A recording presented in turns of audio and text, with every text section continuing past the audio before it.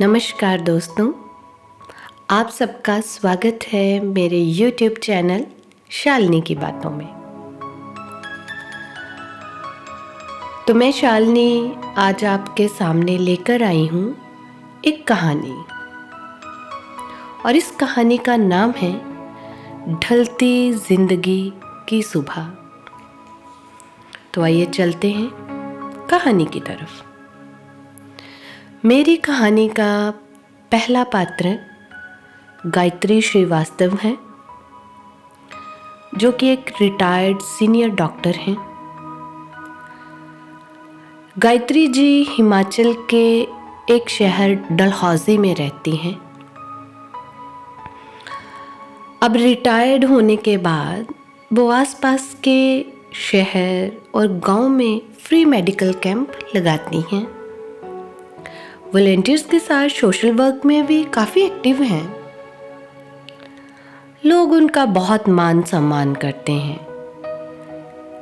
देखने में गायत्री जी सरल और सौम्य स्वभाव की हैं। वे हमेशा साड़ी में रहती हैं। उनका हेयर स्टाइल भी क्लासिक लुक देता है। आंखों पर ब्लैक फ्रेम का चेन वाला चश्मा लगा होता है, जो उनकी पर्सनैलिटी में 4 चांद लगाता है। बात करें गायत्री जी की फैमिली की, तो 10 साल पहले प्लेन क्रैश में उनके पति की मृत्यु हो जाती है।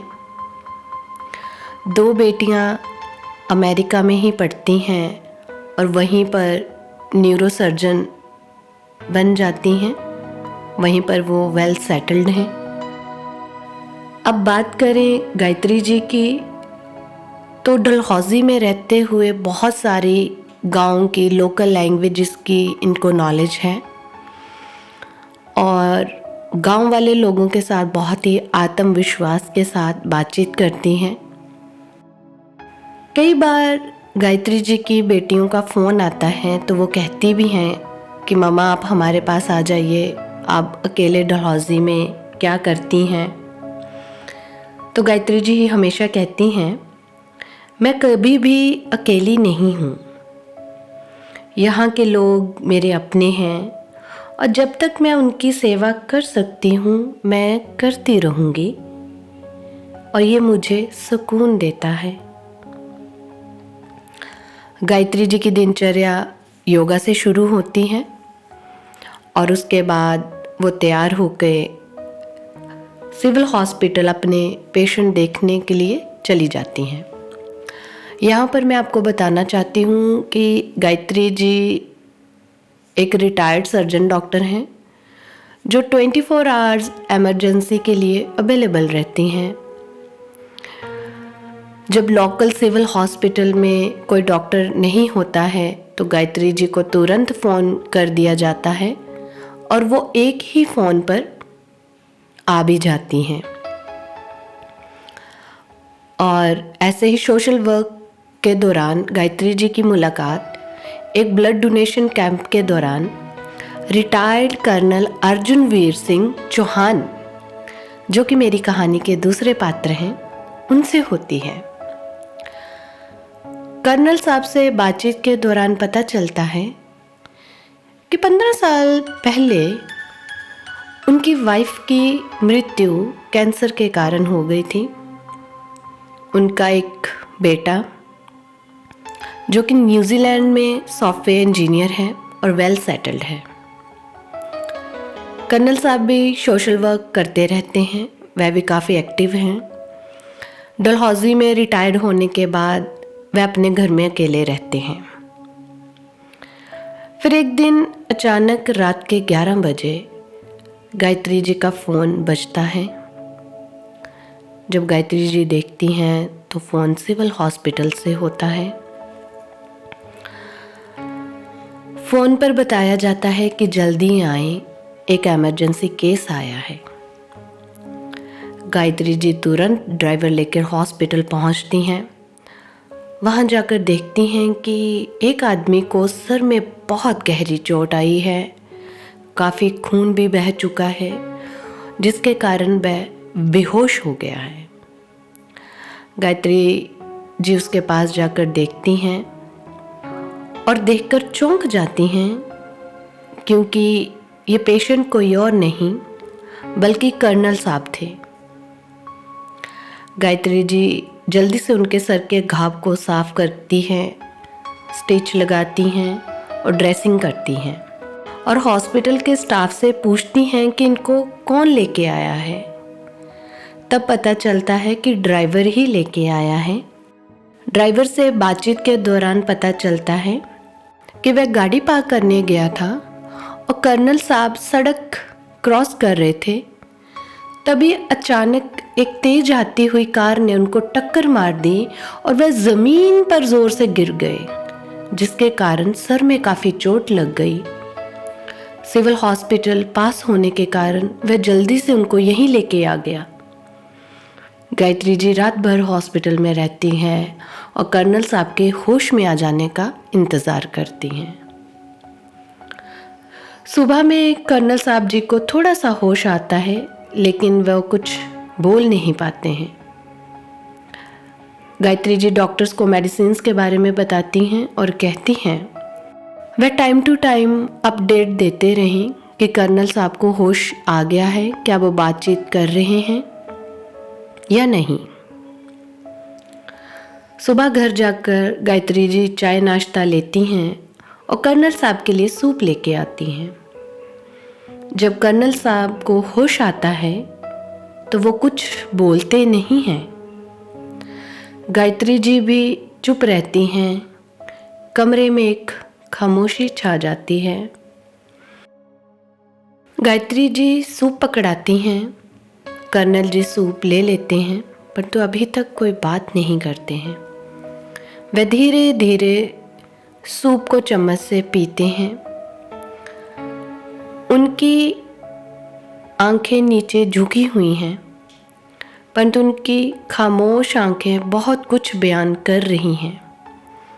गायत्री जी उनके कंधे पर हाथ रखती हैं। तभी कर्नल साहब अपने इमोशंस रोक नहीं पाते हैं और उनकी आंखों से आंसू बहने लगते हैं। कमरे में अभी भी खामोशी ही थी। ऐसा लग रहा था कि ये आंसू बहुत कुछ कह रहे हों और गायत्री जी वो सब कुछ सुन रही हों। फिर खामोशी को तोड़ते हुए गायत्री जी कहती हैं कि सर की चोट ज़्यादा गहरी नहीं थी, आपको वक्त पर होश आ गया, सब जल्दी ठीक हो जाएगा।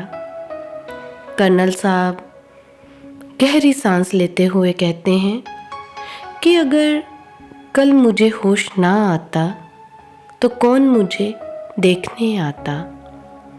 मुझे जब होश आया तो मैंने खुद को अकेला पाया। अकेला तो मैं नंदिता के जाने के बाद ही हो गया था, लेकिन खुद को महसूस नहीं होने दिया था। मैं खुद को बिजी रखता था, लेकिन ढलती जिंदगी ने आज मुझे अकेलेपन का एहसास करवाया। गायत्री जी बड़े प्यार से उनके कंधे पर हाथ रखती हैं और कहती हैं, अरे आप ऐसा क्यों सोच रहे हैं? जब तक जीवन है सुख दुख तो लगा ही रहता है। आप चिंता ना करें, आप जल्दी ठीक हो जाएंगे। लेकिन इसके लिए आपको अच्छा खाना खाना पड़ेगा और आप जल्दी से बताएं कि डिनर में आप क्या खाना पसंद करेंगे। कर्नल साहब बताते हैं कि मेरा डिनर बहादुर बनाता है, बस आप उसको मैसेज दे दें, वह बना लाएगा। गायत्री जी कर्नल साहब के बंगलों पे जाती हैं। बहादुर, जो कि काफ़ी सालों से कर्नल साहब का शेफ़ है, दरवाज़ा खोलता है। गायत्री उसको देखकर अपने बारे में बताती है। बहादुर उनको अंदर बुलाता है। यहाँ पर गायत्री जी लिविंग हॉल में कर्नल साहब और उनकी वाइफ नंदिता की और उनके बेटे की फ़ोटोज़ देखती हैं।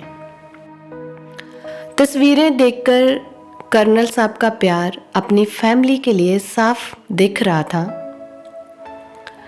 इतने में बहादुर बताता है कि कर्नल साहब को खाने में क्या क्या पसंद है। अब गायत्री जी डिनर लेकर हॉस्पिटल वापस आती हैं। कर्नल साहब कहते हैं, अरे आप क्यों तकलीफ़ कर रहे हैं गायत्री जी, बहादुर खुद आ जाता। तो गायत्री जी कहती हैं, जी नहीं, मैं अपने पेशेंट का ख्याल खुद रखती हूँ। और दोनों मुस्कुरा देते हैं। थोड़े दिनों बाद कर्नल साहब की तबीयत ठीक हो जाती है और वह घर वापस आ जाते हैं। गायत्री जी ने और बहादुर ने कर्नल साहब के लिए सरप्राइज़ तैयार किया होता है।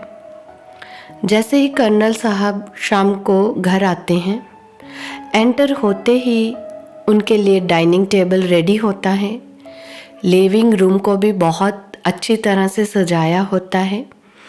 बहादुर मुस्कुराता हुआ स्वागत करता है और बुके उनके हाथ में देते हुए कहता है, वेलकम साहब, आपका स्वागत है। एक बार फिर कर्नल साहब इमोशनल हो जाते हैं और कहते हैं, अरे ये सब क्यों किया। तो बहादुर कहता है, मैंने नहीं किया साहब, मेम साहब ने किया है। कर्नल साहब पीछे मुड़कर देखते हैं तो गायत्री जी खड़ी होती हैं, वह मुस्कुरा रही होती हैं। फिर कर्नल साहब और गायत्री जी डिनर करते हैं। अब ये सिलसिला रोज का हो जाता है। कर्नल साहब और गायत्री जी अब एक साथ सोशल वर्क करते हैं और कभी कभार डिनर करने बाहर भी चले जाते हैं। और ऐसे ही समय गुजरता जाता है। दिसंबर के महीने में ठंड ज़्यादा होती है और उन दिनों गायत्री जी की तबीयत थोड़ी ज़्यादा ही ख़राब हो जाती है और कई दिनों तक वह हॉस्पिटल में एडमिट रहती हैं।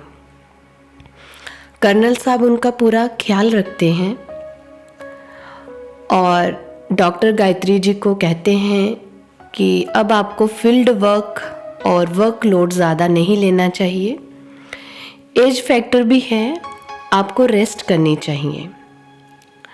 अब कर्नल साहब ही उनकी केयर करते हैं और एक दिन ऐसे ही कर्नल साहब और गायत्री जी बैठे होते हैं